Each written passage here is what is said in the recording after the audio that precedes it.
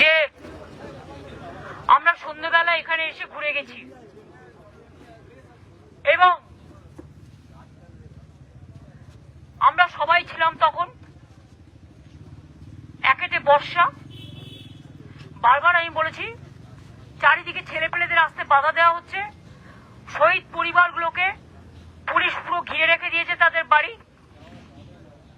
আমরা তো শহীদ স্মরণ করব, সুতরাং এইভাবে জোর করে ফোর্সফুলি তো সবকিছু করা যায় না গায়ের জোরে। সেসব করার পরেও বাড়িতে আমরা যে অবস্থায় ছিলাম সেই অবস্থায় আমি, কল্যাণ, ডেরেক আমরা সবাই ছুটে এসেছি, কারণ দোলা, উপাসনা, পাপাই, প্রিয়াঙ্কা এরা সবাই মিলে আমাকে মেসেজ করেছে। কল্যাণও জানতে পেরেছে যে চারিদিকে আমাদের মঞ্চ ভাঙা হচ্ছে, ইলেকট্রিসিটির লাইন কেটে দেওয়া হয়েছিল, মাইকের কানেকশন কেটে দেওয়া হয়েছিল। এই দেখুন সমস্ত পোস্টার টোস্টার ব্যানার টানার যা ছিল সব ছিঁড়ে দেওয়া হয়েছে।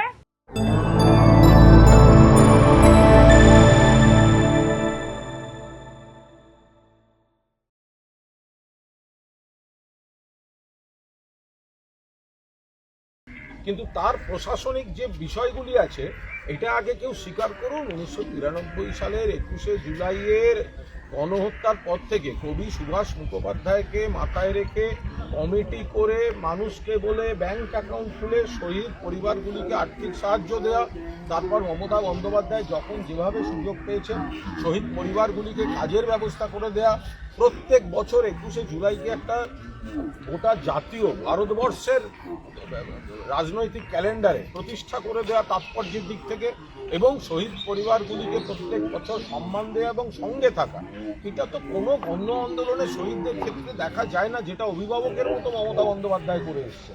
তো সেখানে আজকে কে কি হঠাৎ কি বলছে একটা টেকনিক্যাল ব্যাপার, সেটা নিয়ে তো রাজনীতি হতে পারে না। আর সবই হলো তৃণমূল নাকি পরাজিত, তৃণমূল নাকি এই, তৃণমূলকে নাকি দেখা যাচ্ছে না।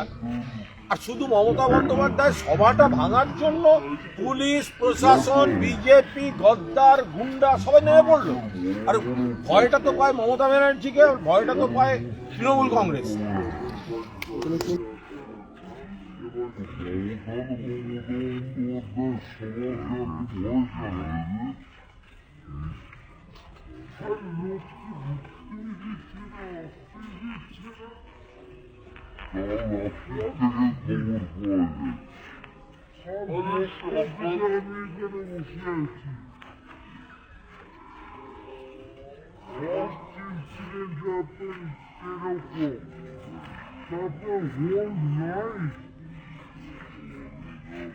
সাড়ে পাঁচটা কৃষ্ণনগরের মাথাবাড়ি থেকে শহর বাস স্ট্যান্ডের প্রত্যেকটা নেশা পয়েন্টে মালদার লোক ধরে যারা রওনা হয়েছে তাদের গাড়িগুলো আটকে গাড়ি ভাঙছে এবং মারধরের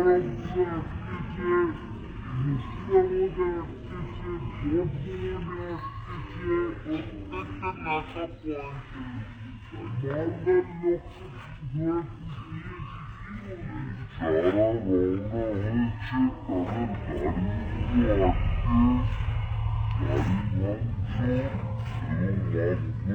হচ্ছে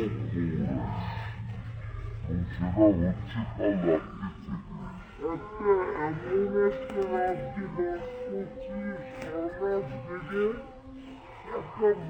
থেকে লোকজনকে বসিয়ে দিচ্ছে।